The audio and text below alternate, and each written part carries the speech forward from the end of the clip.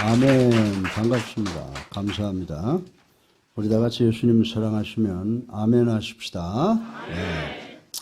오늘은 부활주일입니다. 기독교에서는 부활을 가장 중요한 주제 중에 하나라고 믿고 있습니다. 반면에 기독교를 음해하는 세력들은 부활에 그들의 공격을 집중시켜 왔다고 하는 것 우리 잘 알고 있습니다. 오늘은 신약 성경에 실제 나타나 있는 부활의 증거를 추적해보고 우리의 믿음을 강화시킬 수 있는 교훈을 얻기를 주님의 이름으로 축원합니다. 신약 성경 마태복음 28장과 요한복음 20장에 막달라 마리아를 비롯한 여러 부활의 목격자들의 증언이 기록되어 있습니다. 그리고 고린도전서 15장 6절로 8절에 보면 맨 나중에는 500여 형제에게 일시에 보이셨고 야고보와 만삭되지 못한 나에게도 나타나셨다라고 증언하시므로 사도 바울 자신도 자신에게 주님께서 보여주셨다, 나타나셨다는 말을 하고 있는 것을 우리는 볼 수가 있습니다. 그리고 요한복음 20장 27절에 우리 주님은 당신 자신을 의심하는 도마에게 내 손을 보고 내 손을 내밀어 내 옆구리에 넣어 보아라. 그리하여 믿음이 없는 자가 되지 말고 믿는 자가 되라고 친히 권면해 주셨습니다. 이에 요한복음 20장 28절에 보면 도마가 My Lord, My God, 나의 주님이시여 나의 하나님이시니다 라고 고백하는 말씀을 우리는 읽어볼 수가 있습니다. 그리고 미국의 남북정전 당시에 루 웰리스라고 하는 유명한 장군이며 법률가이며 그리고 문학적 천재가 계셨습니다. 이분은 기독교의 신화를 영원히 도말해버릴 결심을 하고 유럽과 미국의 유명한 도서관에서 기독교를 파괴할 자료를 찾으면서 연구하다가 자신의 책 두 번째 장을 쓰다가 무릎을 꿇고 하나님께 My Lord, My God, 당신은 나의 주님이시여 나의 하나님이십니다라고 명확하게 고백을 했다고 하는 것입니다.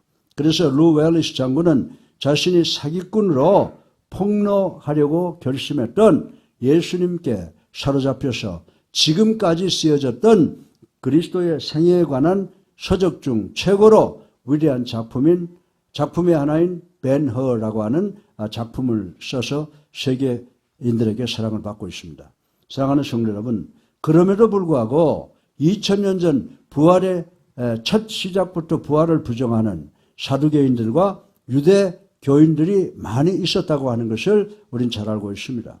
그리고 20세기의 신학자들 중에 루돌프 볼트만이라고 하는 유명한 신학자는 과학적인 현대인은 성육신, 부활, 승천, 재림과 같은 초자연적 신앙은 진부하며 무의미하며 불가능하고 정신분열증적이어서 현대에 인식되거나 수용될 수 없다고 판단해서 예수 그리스도의 비신격화를 시도했던 것을 우리는 신학사를 통해서 알 수가 있는 것입니다.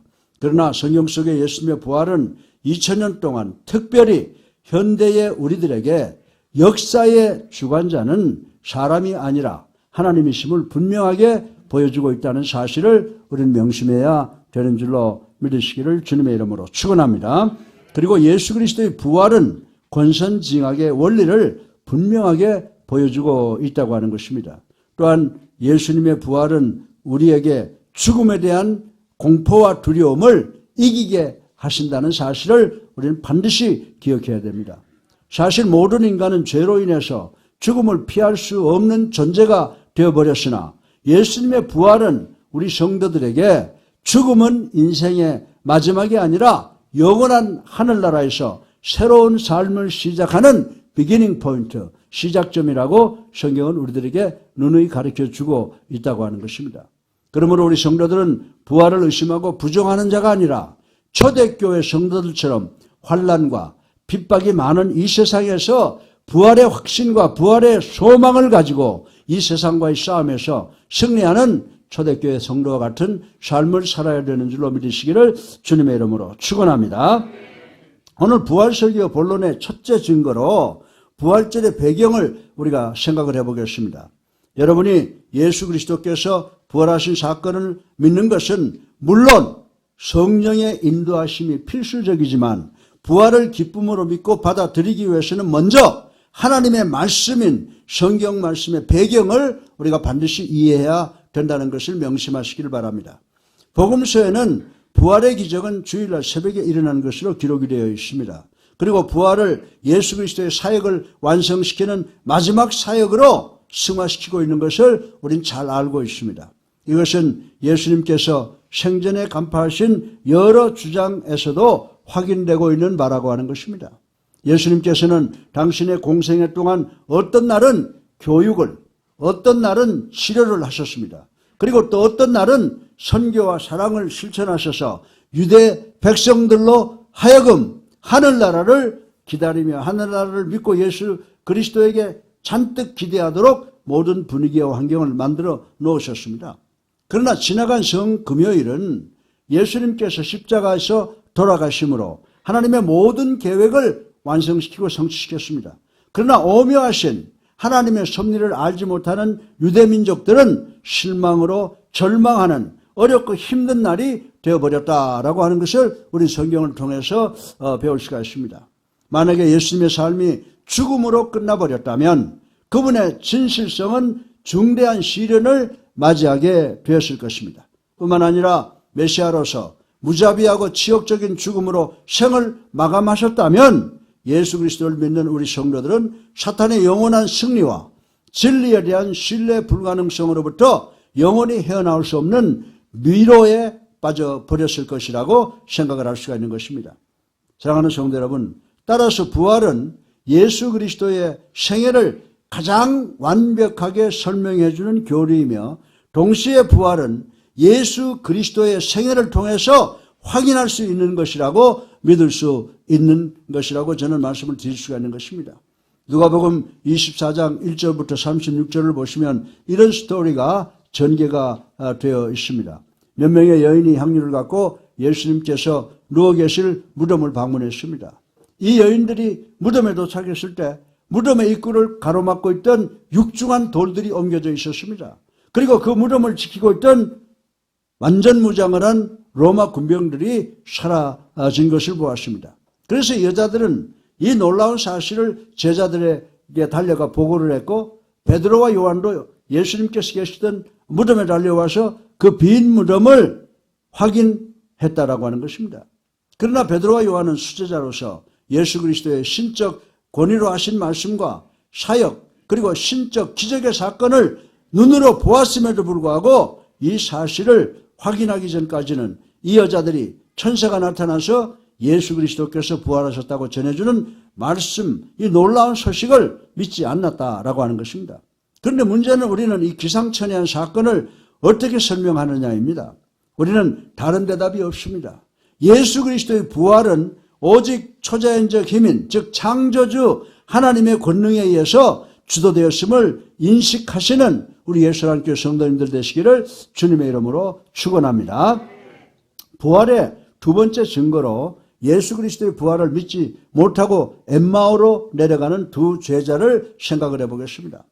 예수님의 부활의 소식이 전해지자 예수 그리스도를 따르고 사랑했던 무리들과 공동체와 심지어는 제자들까지 예수님께서 누워 계시던 무덤이 비어있다는 사실에 대한 이성적이며 논리적이며 합리적이고 그리고 과학적인 설명을 찾아다니고 있었다고 하는 것입니다. 그 와중에 예수님의 두 제자는 예루살렘에서 10.9km 정도 떨어진 엠마오로 내려가고 있었다라고 하는데 이 두 제자는 자신들의 믿음을 포기하고 예수 그리스도를 떠났다라고 하는 표현을 이렇게 하고 있는 것이라고 저는 말씀을 드리고 싶은 것입니다. 이들이 엠마오로 내려가면서 주고받는 대화의 내용을 살펴보면 이들은 예수님께서 자기들에게 누누이 내가 부활할 거다라고 하신 말씀을 믿지 못했고 현재 예수님께서 자신들과 함께 계심에도 불구하고 알아보지 못했다라고 하는 것입니다. 그리고 이들의 마음은 슬픔으로 인한 시리와 절망에 빠져 있어서 옆에 누가 있는지 알아볼 수 있는 상태가 아니었다고 성경은 이야기를 하고 있습니다.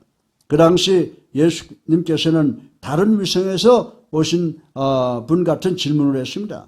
그 당시 모든 사람의 대화의 초점이 십자가 위에서 돌아가신 예수 그리스도 하나님인데 예수님은 야, 지금 너희들 무엇을 말하고 있는 거야? 라고 이렇게 묻고 있는 것입니다. 예수님께서 제자들에게 무슨 일이 있었느냐? 라고 물으시는 말씀에 제자들 중에 한 사람인 글로바는 잠깐만, 당신 지난주 주말에 예루살렘에 있었던 그 유명한 사건을 모른단 말이요? 지나가는 강아지도 아는 사건인데 어디서 말라 죽은 개벽대기 같은 질문을 해? 라고 핀찬을 했을 것이라고 생각을 해볼 수가 있는 것입니다. 사랑하는 성도 여러분, 우리는 여기서 이 제자들이 우리 주님의 부활 사건을 더디 이해하고 더 나아가서는 오해하고 있는 모습을 볼 수가 있다라고 하는 것입니다. 우리들도 마찬가지로 예수님께서 만드신 기적에 대해서 회의적일 때가 많이 있으나 그래도 우리는 그동안 잘 믿어왔다고 말씀을 드릴 수가 있습니다. 사실 만약에 우리가 메시아이시며 왕중왕이신 예수님에 관해서 글을 쓴다면 메시아라고 하는 분이 말구 위에서 태어났다는 부끄러운 사건과 십자가 위에서 참혹하게 돌아가신 사건을 기사화하지 않으려고 하는 경향이 있을 것이라고 생각이 되어지는 것입니다. 여러분은 여러분의 삶 속에 나타나는 하나님의 시간이 정확하다고 생각해 보신 적이 있습니까? 그리고 역사하시는 하나님의 뜻을 질문해 본 적이 있습니까? 여러분이 핍박을 당하거나 고생과 고통을 당하면 왜 내게 이런 일이 일어납니까? 라고 외쳐본 적은 없습니까? 이런 현상이 바로 당시 예수 그리스도를 따르는 사람들에게 일어난 현상이라고 하는 것입니다. 그런데 이들은 왜 이런 불행이 우리에게 일어납니까? 왜 예수님께서 십자가에 달려 돌아가셔야 합니까? 라고 질문을 합니다. 우린 예수 그리스도의 십자가의 사건은 인간에게는 최고의 날이었고 하나님께는 최악의 날이었습니다. 그래서 우리가 금요일 예수 그리스도께서 십자가에 못 박힌 날을 성금요일이 되었다라고 생각을 할 수가 있는 것입니다. 우리들의 죄에 대한 대속이 없었으면 우리가 죽은 후에 영생에 대한 소망이 없을 것입니다. 그리고 십자가에 죽음이 없으면 무덤에서 부활이 있을 수가 없다고 하는 것을 우리는 깨달을 수가 있습니다. 그러나 오늘의 본문을 보면 우리가 이 사실을 믿는다는 것은 대단히 어렵고 우린 대단히 이성적인 것만 믿는 경향이 있다라고 하는 것입니다. 그러나 예수님께서는 여기서 멈추지 아니하시고 구세주께서 십자가 위에서 돌아가셔야 될 이유가 있음을 그 두 자에게 가르쳐 주시고 설득하시는 모습을 우리는 볼 수가 있습니다. 그럼에도 불구하고 본문의 예수님의 두 제자는 지금까지도 이분이 누구인가를 알지 못하고 있으므로 예수님의 십자가의 죽음의 사건이 이 두 제자로 하여금 하나님의 계획을 이해하고 믿는데 큰 방해거리가 되었다라고 하는 사실을 우리는 여기에서 발견할 수가 있게 되는 것입니다. 우리 다 같이 누가복음 24장 27절 하반절을 읽어보겠습니다. 시작. 이에 모세와 모든 선지자의 글로 시작하여 모든 성경에 쓴 바 자기에게 관한 것을 자세히 설명하시니라. 아멘.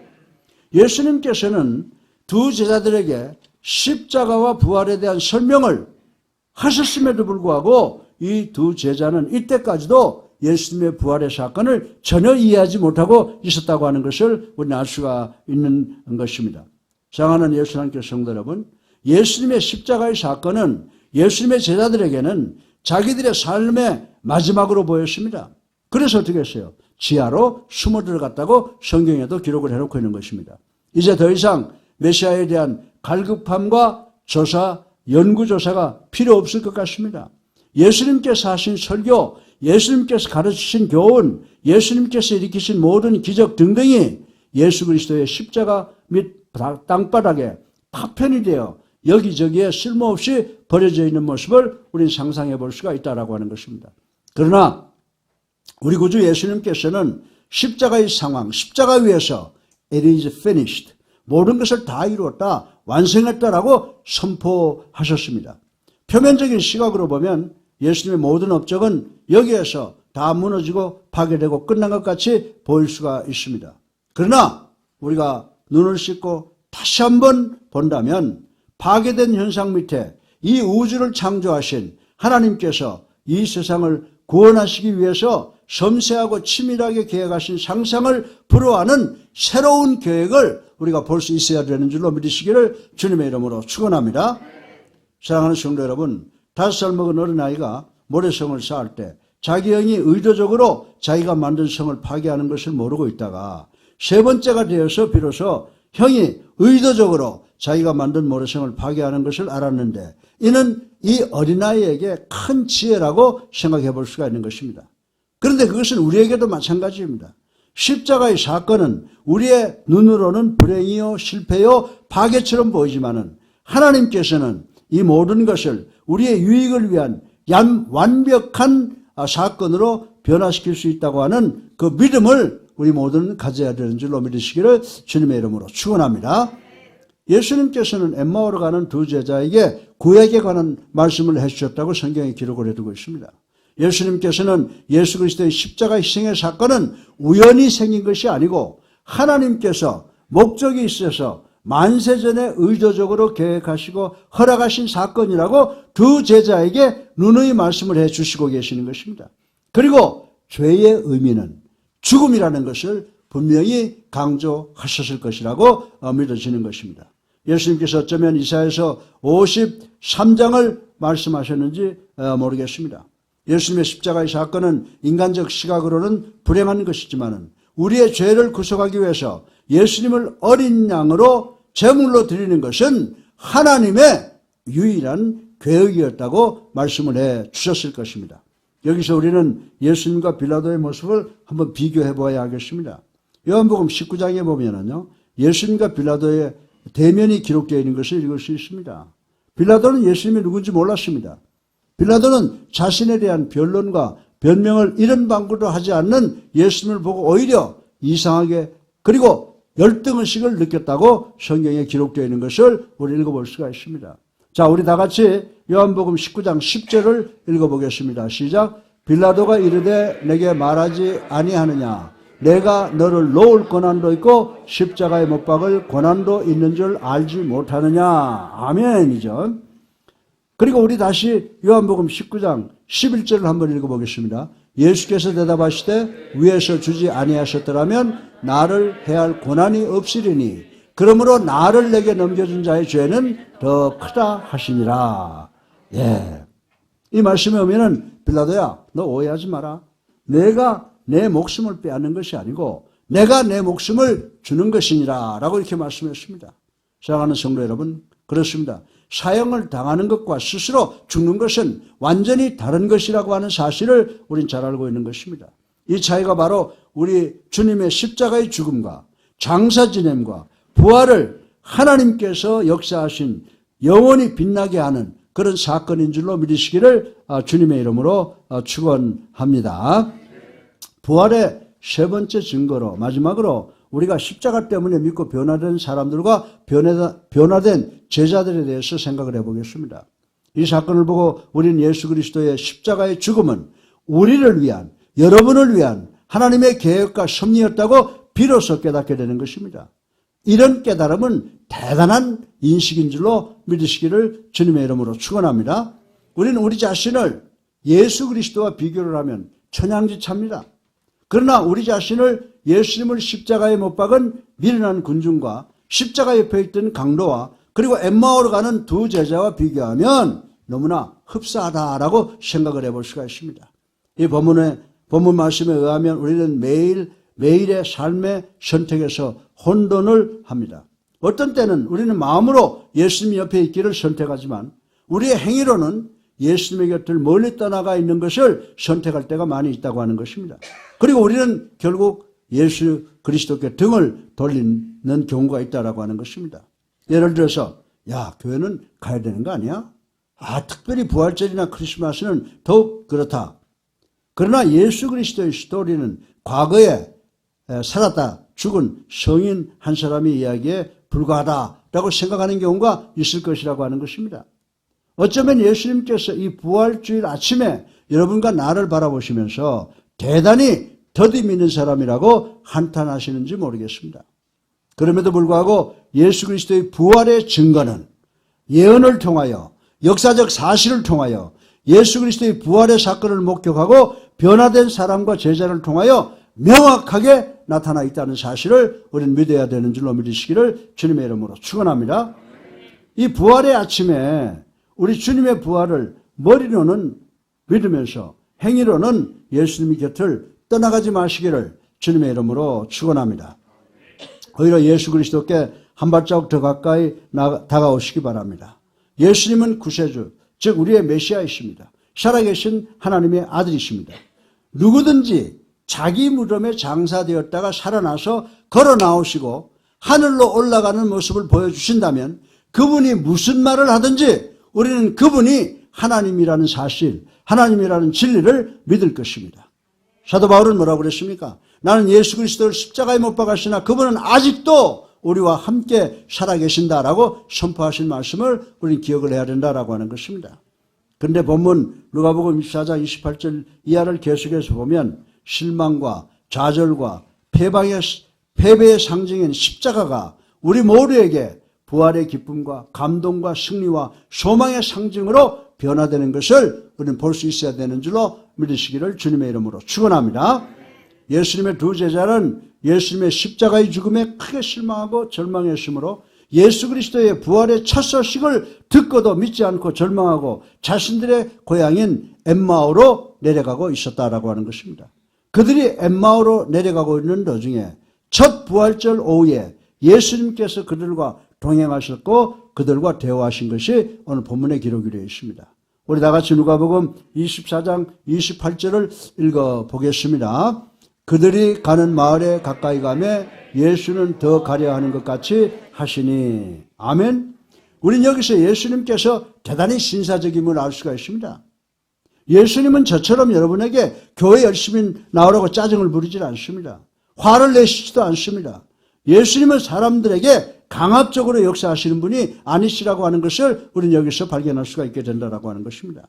여러분이 예수 그리스도를 여러분의 삶 속에 초청하지 않으시면 예수님께서는 강제적으로 들어오시지를 않고 눈물 흘리시며 여러분의 마음 문 밖에서 언제까지라도 서서 기다리고 계신다라고 하는 것입니다. 여러분들은 로버트 헌트라는 화가가 그린 예수님께서 여러분의 마음을 두드리고 계시는 모습의 그림을 보신 적이 있을 것입니다. 그런데 이 그림을 보면요, 문고리가 없습니다. 문고리가 없는 것을 보고 화가가 실수했구나라고 생각하는데 문고리가 없는 것은 실수가 아니라 의도적이었다고 하는 것입니다. 문고리가 없다는 의미는 성령의 역사로 우리 스스로가 우리의 마음의 문을 활짝 열고 예수님을 초청하기를 원하신다고 하는 그런 의미의 그림이라고 하는 것을 우리는 알아야 된다라고 하는 것입니다. 우리 다 같이 누가복음 24장 29절을 읽어보겠습니다. 시작. 그들이 강건하여 이르되 우리와 함께 유하사이다. 때가 저물어가고 날이 이미 기울었나이다 하니 이에 그들과 함께 유하러 들어가시니라. 아멘. 예. 이것도 그냥 넘어가면 넘어가는 거지만 대단히 중요한 의미가 있습니다. 그래서 예수님은요, 어떻게 하셨어요? 제자들과 함께 묵으시려고 제자들의 초청을 따라 집으로 들어가셨다고 하는 말씀입니다. 이 두 제자는 그때까지도 그분이 예수님이신 것을 인식하지 못했으나 이들은 무의식 중에 예수님과 동행하는 것이 즐거웠다라고 하는 것을 느끼고 있다고 하는 것입니다. 따라서 여기서 우리가 만약에 예수님께서 여러분과 함께 하신다면, 나와 함께 하신다면 예수님께서는 여러분과 나의 삶을 항상 즐겁게 축복하심을 깨달을 수 있는 장면인 줄로 믿으시기를 주님의 이름으로 축원합니다.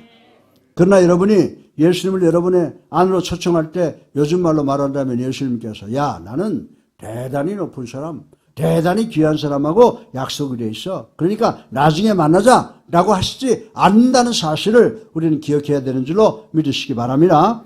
예수님께서는 우리가 초청하는 순간 기쁜 마음으로 우리 마음에 들어오신다고 하는 것입니다. 우리 다 같이 요한계시록 3장 20절을 읽어보겠습니다. 시작. 볼지어다 내가 문 밖에 서서 두드리노니 누구든지 내 음성을 듣고 문을 열면 내가 그에게로 들어와 그와 더불어 먹고 그는 나와 더불어 먹으리라. 아멘. 예. 대통령이나 우리나라의 재벌이나 인기 연예인 BTS나 또는 존경받는 종교 지도자나 그리고 그 어느 누구라도 여러분 혹은 저보다 더 귀하지 않습니다. 예수님은 우리처럼 편견을 갖는 분이 아니시라고 하는 사실을 분명히 깨달아야 되는 줄로 믿으시기 바랍니다. 자, 우리 다 같이 누가복음 24장 30절 다시 한번 읽어보겠습니다. 시작. 그들과 함께 음식을 잡수실 때에 떡을 가지사 축사하시고 떼어 그들에게 주시니. 아멘. 여러분들 이 말씀 읽어보면 좀 이상한 데를 발견하지 못하세요? 저는 이 말씀을 통해서 대단히 이상한 점을 느낍니다. 예수님께서 이 가정에 손님으로 초청을 받았는데 주인처럼 행동을 하시고 있는 것입니다. 예수님께서는 그 가장이 하듯 마음대로 떡을 취하셔서 축복기도 하시고 그 떡을 떼어 나누어 주셨다고 했습니다. 이 말씀이 주신 의미가 여러분들 무엇인지 한번 생각해 보신 적이 있습니까? 이 말씀의 의미는 예수님께서는 여러분과 나의 마음 안에서 주인 대접받기를 원치 않으시고 주인이시기를 원한다는 사실을 우리 모두는 깨달아야 되는 줄로 믿으시기를 주님의 이름으로 축원합니다. 예수님은 우리 마음에 거하는 백성이 아니고 우리 마음에 대통령이 되시기를 원하십니다. 왕이 되시기를 원하십니다. 그리고 예수님은 우리 모두의 주인이 되시기를 원하신다는 사실을 반드시 기억해야 되는 줄로 믿으시기를 주님의 이름으로 축원합니다. 마찬가지로 우리는 주님께 우리들의 마음속에 들어오십시오 라고 초청을 하지만 대단히 자주 우리의 진정한 의도가 아닐 때가 많이 있다라고 하는 것입니다. 어떤 옷장은 우리들만을 위해서 간직하고 싶어 할 때가 있습니다. 우리들은 우리의 저금 통장이나 개인 사물이나 우리의 휴가나 우리 개인적 여건과 가치가 주님에 의해서 주관되기를 원치 않을 경우가 많이 있다라고 하는 것입니다. 그러나 우리 주님께서는 우리의 모든 것에 주인이 되시기를 원하시는 줄로 믿으시기를 주님의 이름으로 축원합니다. 자, 우리 다 같이 누가복음 24장 31절을 한번 읽어보겠습니다. 그들의 눈이 밝아져 그인 줄 알아보더니 예수는 그들에게 보이지 아니하시느니라. 아멘이죠. 제자들이 보다가 이분이 예수 그리스도네 라고 느끼고 돌아봤다고 그러는 거예요. 그러면 이들이 예수님을 보고 예수님인 것을 깨닫게 된 게 그 동기가 무엇이냐라고 하는 것을 우리 생각해 볼 수가 있습니다. 본문 30절로 31절에 보면요. 이들은 주님께서 떡을 떼어 주실 때 비로소 그분이 예수님이라고 하는 것을 깨닫게 되었다라고 하는 말씀이 기록되어 있습니다. 제 생각으로는 예수님께서 떡을 떼어 제자들에게 건네주실 때 제자들은 예수님의 손에 있는 십자가에서 당한 못자국을 보았을 것이다 라고 생각을 할 수가 있다라고 하는 것입니다. 그 순간 이들의 눈이 동그래지고 머리끝이 하늘로 솟았을 것이고 등골이 오싹했을 것이고 더 나아가서는 숨이 막히는 것 같은 두려운 느낌을 갖게 되었을 것이다 라고 생각해 볼 수가 있는 것입니다. 그리고 이들이 눈을 들어 주님을 바라보는 순간 이들은 비로소 이분이 주님인 것을 깨닫게 되었다라고 하는 것입니다. 할렐루야. 이 순간에 주님께서는 비로소 얘들아 나를 알아보는 것이 그렇게 오래 걸리냐? 믿을 수 없구나 라고 섭섭해 하셨을 것이다 라는 생각을 가질 수가 있는 것입니다. 제자들은 그 순간 할 말을 잃고 있었습니다. 그 순간에 갑자기 예수님께서 펑 사라져 버리셨습니다. 예수님께서 걸어 나간 것이 아니라 그 순간 그곳에서 사라지셨다고 성경은 분명히 기록하고 있습니다.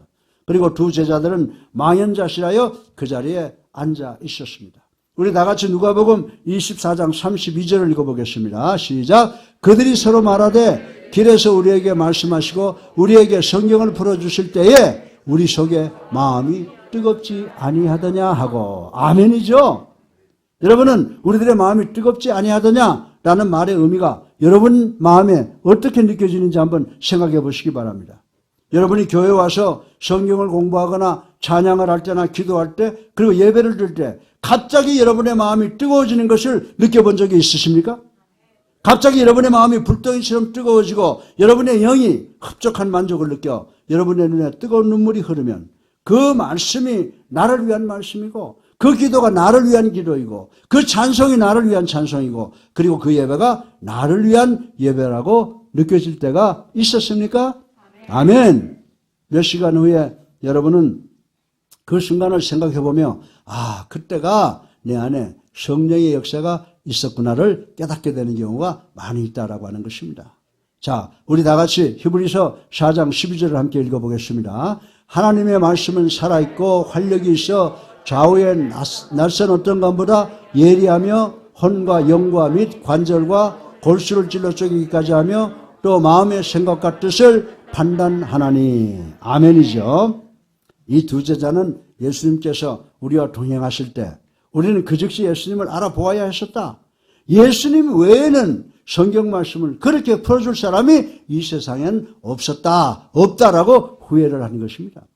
그리고 예수님께서 내가 메시아로 십자가에 달려 죽을 것이다 라고 하시면서 그 무서운 십자가 위의 사형이 오히려 너희들의 소망의 표징이 될 것이다 라고 하실 때, 메시아가 무덤에서 일어나서 살아나실 것이다 라고 하실 때, 그 여자들이 예수님이 부활하셨다고 보고할 때 틀림없는 사실이다, 주님을 믿는 우리에게 소망이 있다라고 믿어야 하셨다고, 믿지 못한 것을 후회했을 것이라고 생각을 할 수가 있는 것입니다.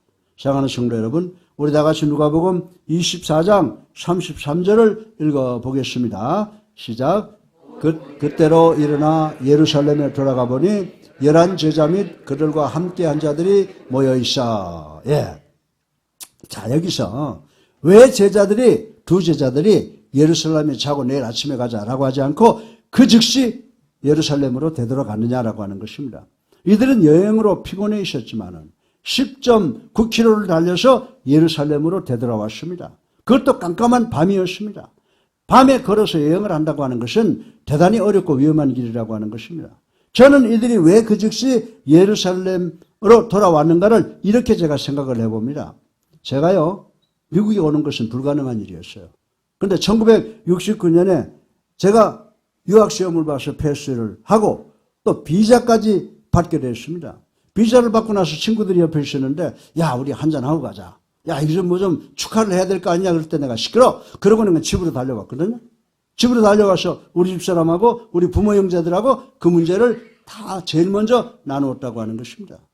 사랑하는 성도 여러분, 여러분이 여러분의 소원을 이루었을 때 기쁨이 충만하게 되면 여러분은 이 기쁨을 아무나 하고 나눠주고 싶은 생각이 없다라고 하는 것입니다. 그러나 여러분과 같은 생각을 가진 여러분의 부모, 형제나 가족이나 친구에게 전하고 싶은 간절한 충동이 생겨나게 된다라고 하는 것입니다. 마찬가지로 이 두 제자는 이 기쁜 소식을 갖고 엠마오에 그대로 머물러 밤을 새기를 원치 않았습니다. 이들은 이 기쁜 소식을 자기들처럼 주님을 사랑하는 사람들에게 가장 먼저 전하기를 원했다라고 하는 것입니다. 우리 다 같이 누가복음 24장 34절로 35절을 읽어보겠습니다. 시작. 말하기를 주께서 과연 살아나시고 시몬에게 보이셨다 하는지라. 두 사람도 길에서 된 일과 예수께서 떡을 떼심으로 자기들에게 알려진 것을 말하더라. 아멘이죠. 여러분 모두가 이 대화를 한번 상상을 해보고 그림을 그려보세요. 이들이 예루살렘으로 돌아와 친구들을 만나자, 야, 너희들 대단한 걸 놓쳤어. 예수님께서 다시 살아나셨던 말은 진짜야, 진짜. 예수님께서 시몬에게 나타나셨고 우리가 엠마오로 가는 도중에 우리에게까지 나타나셨는데 그때 우리는 그분이 예수님인 줄 몰랐어. 그러나 우리가 그분을 집안에 모시고 들어갔는데 그분이 떡을 떼어 우리에게 주실 때 우리는 그분의 손에서 못 박혔던 핏자국과 상처를 보았어. 그분은 주님이었어 라고 감격해서 소리를 지릅니다. 그런데 누가복음 24장 36절로 41절 하반절에 그들이 이야기하고 있을 때 예수님이 직접 그들 가운데 나타나셔서 이렇게 말씀했습니다. 우리 다 같이 36절부터 41절을 한번 읽어보겠습니다. 할 때에 예수께서 친히 그들 가운데 서서 이르되 너희에게 평강이 있을지어다 하시니 그들이 놀라고 무서워하여 그 보는 것을 영으로 생각하는지라. 예수께서 이르시되 어찌하여 두려워하며 어찌하여 마음에 의심이 일어나느냐. 내 손과 발을 보고 나을 줄 알라. 또 나를 만져보라. 영은 살과 뼈가 없으되 너희 보는 바와 같이 나는 있느니라. 이 말씀을 하시고 손과 발을 보이시나 그들이 너무 기쁨으로 아직도 믿지 못하고 놀라게 여길 때 이르시되 여기 무슨 먹을 것이 있느냐. 아멘이죠? 예, 여러분들. 예수님께서는 엠마오의 두 제자에게 갑자기 사라지셨다고 그랬어요. 갑자기 사라지셨다고. 그러다가 예루살렘 제자들에게 나타났습니다. 따라서 예수님께서는 이 현현을 통해서 당신의 부활체가 지니신 자연인의 특성과 새로운 영적 능력을 소유하고 계셨음을 보여주는 사건인 줄로 믿으시기를 주님의 이름으로 축원합니다. 따라서 예수님의 제자들, 이들은 예수님의 죽음으로 절망하고 숨어 있었습니다. 그러나 예수님의 손과 발에 피 묻은 상처를 만져보고 예수님의 부활을 믿었다고 하는 것입니다. 제자들은 예수 그리스도의 죽음으로 인해 절망했으며 두려움에 쫓겨 다락방에 숨어 있을 정도였습니다. 그러나 이 제자들은 단 사흘 후에 마음이 믿음으로 뜨거워졌으며 더 이상 의심하지 않았다라고 하는 것입니다. 이토록 짧은 시간에 제자들이 복음 전파 사역자로 순교에 이르도록 변화시킨 역동적인 힘이 무엇입니까? 무엇이라고 생각하세요? 이 역동적인 힘은 놀라운 예수 그리스도의 부활 사건인 줄로 믿으시기를 주님의 이름으로 축원합니다. 결론적으로 예수 그리스도의 십자가를 통하여 얻는 교훈을 간단하게 생각을 해보겠습니다. 첫째로 여러분이 어떤 실망과 절망으로 고난과 고통 속에 처해있다 하더라도 소망이 있다는 것을 반드시 믿는 여러분 되시기를 주님의 이름으로 축원합니다. 여러분이 현재 세상의 삶과 고통과 아픔으로 실망과 좌절로 절망의 도성인 엠마오로 내려가고 계시진 않습니까? 예수님은 이렇게 권면하셨습니다. 우리 다같이 요한복음 11장 25절로 26절을 읽어보겠습니다. 시작. 예수께서 이르시되 나는 부활이요 생명이니 나를 믿는 자는 죽어도 살겠고 무릇 살아서 나를 믿는 자는 영원히 죽지 아니하리니 내가 이것을 믿느냐. 아멘. 여러분 이 진리 믿으십니까? 여러분은 여러분의 소망의 촛불을 다시 밝히고 기쁨을 나누기 위해서 예루살렘 성전으로 되돌아오시기를 주님의 이름으로 축원합니다. 두 번째 교훈으로 여러분의 삶의 방향 감각이 없고 여러분의 마음이 혼돈 속에서 공허하시면 여러분의 마음에 예수님을 초청하시기를 주님의 이름으로 축원합니다. 이 두 제자는 대단한 혼돈을 일으키고 있었습니다. 그런 가운데 예수님을 자신의 집으로 강권적으로 초청을 했습니다. 초청받은 예수님께서 그들의 혼돈된 생각을 바로잡아 주시고 볼 수 있는 눈을 허락하시고 믿을 수 있는 마음을 주셔서 그들의 삶을 영적으로 변화시켜 주신 것을 우리 오늘 본문을 통해서 볼 수가 있게 되는 것입니다. 마틴 루터는 어느 날 한때 꿈을 꾸고 있었답니다. 어느 날 예수님께서 자기 집을 향해서 걸어오시는 것을 보고 너무 기뻤습니다. 그러나 루터가 자기 집안을 돌아보니 마치 쓰레기통을 방불하고 있었습니다. 그래서 그는 왕중왕이신 예수님을 이런 방에 모실 수가 없다라고 생각을 했습니다. 그래서 방을 치우려고 하면 할수록 자기 방은 더더욱 더러워지고 더 엉망이 되더라는 것입니다. 그런 가운데 예수님께서 오셔서 계속 문을 두드리시더랍니다. 그래서 루터는 더 서둘러 방을 치우려고 했습니다. 그러나 방은 더 지저분해지고 더 엉망이 되고 예수님께서는 계속 문을 두드리시고 계셨습니다.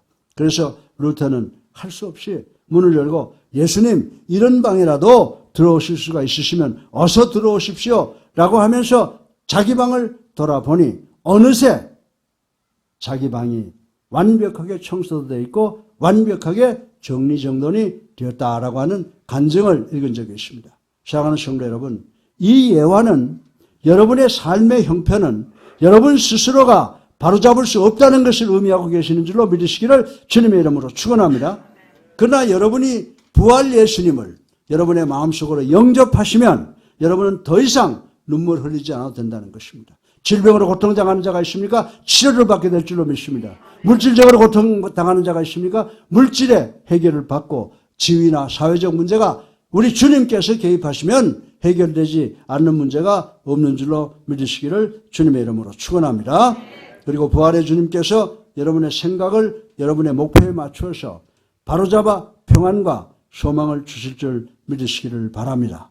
오늘 부활의 아침에 예수님께 주시는 이 부활의 능력을 저의 마음속에 여러분의 마음속에 깊이 간직하심으로 천국 소망을 소유하시고 죄 많은 이 세상에서 여러분 모두 영육간에 승리하는 여러분 되시기를 주님의 이름으로 축원합니다.